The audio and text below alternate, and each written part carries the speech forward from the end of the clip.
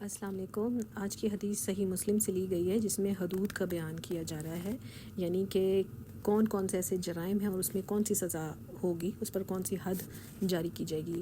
یہاں پر چوری کی حد اور اس کا نصاب کے اوپر ہماری رہنمائی فرمائی گئی ہے۔ حضرت سفیان بن عیینہ نے زہری سے، انہوں نے عمرہ سے اور انہوں نے حضرت عائشہ رضی اللہ تعالیٰ عنہا سے روایت کی۔ انہوں نے کہا رسول اللہ صلی اللہ علیہ وسلم سونے کے دینار کے چوتھے حصے یا اس سے زیادہ کی مالیت میں چور کا ہاتھ کاٹتے تھے۔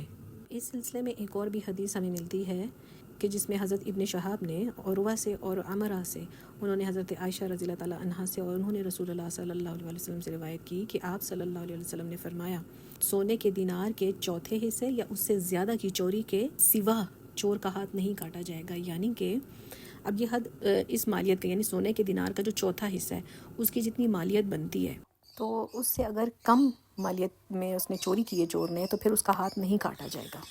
اگر چوتھے حصے کے برابر یا اس سے زیادہ کی چوری ہوئی ہے تو اس میں اس کا ہاتھ کاٹا جائے گا۔